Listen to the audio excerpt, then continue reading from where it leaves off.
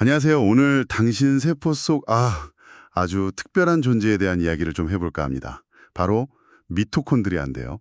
흔히 세포의 에너지 공장, 발전소 이렇게 부르죠. 네, 우리가 숨쉬고 생각하고 또 움직이는 데 필요한 그 ATP라는 연료를 끊임없이 만드니까요. 이게 매일 당신 몸무게만큼의 ATP를 만들어낸다고 하니 와, 정말 엄청난 일꾼이에요. 근데 말이죠. 이 중요한 일꾼이 원래부터 우리 몸의 일부가 아니었다면 어떨까요? 수십억 년 전에는 완전히 별개의 생명체였다는 건데 이게 참 흥미롭지 않나요? 도대체 어떻게 이런 일이 가능했을까요? 그게 정말 놀라운 이야기의 시작인데요. 시간을 아주 오래전으로, 그러니까 약 15억 년, 많게는 20억 년 전으로 거슬러 올라가야 합니다.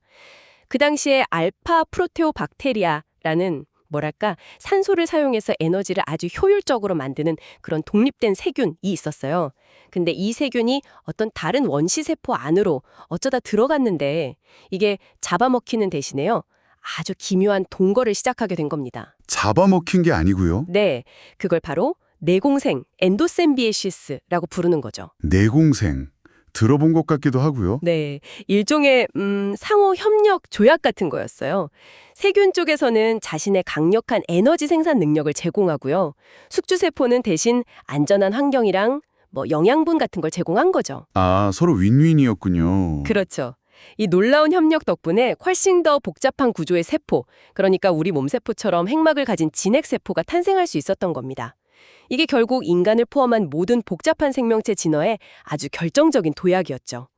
여기서 정말 중요한 흥미로운 지점은 생명의 이런 거대한 진보가 꼭 경쟁만이 아니라 바로 이런 협력을 통해서도 가능하다는 걸 보여준다는 사실입니다. 와, 수십억 년 전의 협력이라니. 그럼 지금 제 세포 안에도 그때 그 세균의 흔적이, 증거가 남아있다는 말씀이시죠? 그렇습니다. 아주 명백한 증가들이 있죠. 가장 확실한 건 미토콘드리아가 자신만의 고유 DNA, 즉 mtDNA를 가지고 있다는 점이에요. 자체 DNA요. 핵에 있는 DNA랑은 다른 건가요? 네, 달라요. 우리 세포 핵 속 DNA는 길게 늘어선 모양이지만 이 mtDNA는 대부분의 세균처럼 고리 모양입니다. 그리고 이 안에는 미토콘드리아가 자체적으로 일부 단백질을 만드는 데 필요한 유전 정보가 담겨 있죠. 스스로 단백질까지 만든다고요? 일부지만요. 더 신기한 건 유전 암호를 읽는 방식, 그러니까 코돈 사용법도 핵이랑 약간 달라요. 예를 들어 볼게요. 핵 DNA에서는 UGA라는 세 글자 암호가 단백질 합성 중단, 이런 종결 신호거든요. 네, 그렇죠. 근데 미토콘드리아에서는 똑같은 UGA가 트립토판이라는 특정 아미노산을 만들라는 신호예요.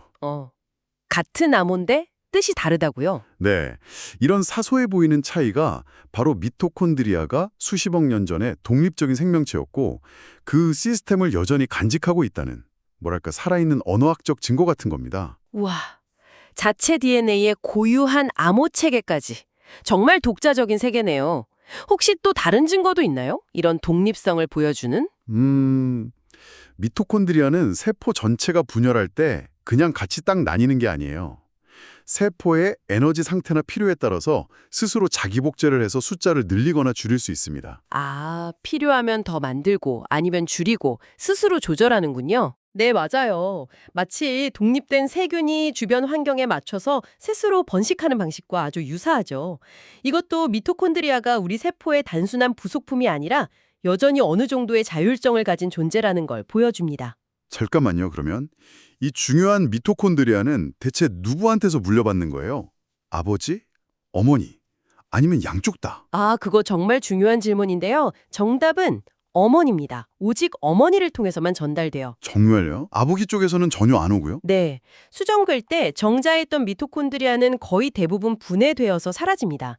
그래서 난자에 있던 미토콘드리아만이 온전히 다음 세대로 이어지는 거죠.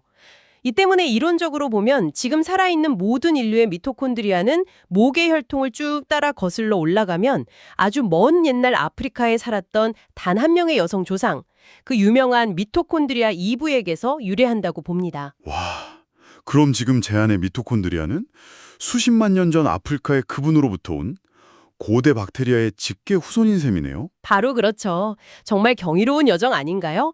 당신 안에서 수십만 년의 역사가 숨쉬고 있는 겁니다. 듣고 보니 와, 정말 나라는 존재가 온전히 나만의 것이 아니구나. 이런 생각이 강하게 드네요. 제 안에 이 아주 오래된 손님과 평생을 함께 살아가는 거군요. 네, 정확히 보셨습니다. 미토콘드리아는 진화라는 것이 단순히 강한 자가 약한 자를 이기는 그런 양육강식의 경쟁만으로 이루어지는 게 아니라는 아주 강력한 증거예요. 때로는 함께 살아가는 방법, 즉 공생을 가장 잘 설계한 존재가 진화적으로 더 큰 성공을 거둘 수 있다는 것을 보여주죠. 이 작은 세포 소기관의 역사를 보면 생명의 역사가 우리가 흔히 생각하는 것보다 훨씬 더 뭐랄까 상호 의존적이고 협력적인 방식으로 진행되어 왔다는 걸 알 수 있습니다. 자, 오늘 이 흥미로운 탐구의 핵심을 한번 정리해 볼까요? 그러니까 당신 세포 속에 있는 미토콘드리아는 우리 생명의 에너지를 만드는 핵심적인 역할을 하고 그 기원은 수십억 년 전 우리 세포 안으로 들어온 고대 박테리아의 후예라는 것. 그리고 오직 어머니를 통해서 당신에게 이어져 왔고 결국 나라는 존재의 경계에 대해서 다시 한번 생각하게 만드는 우리 안에 가장 중요한 동반자다 이렇게 볼 수 있겠네요. 네, 아주 정확한 정리입니다. 그래서 마지막으로 이런 질문을 한번 던져보고 싶어요.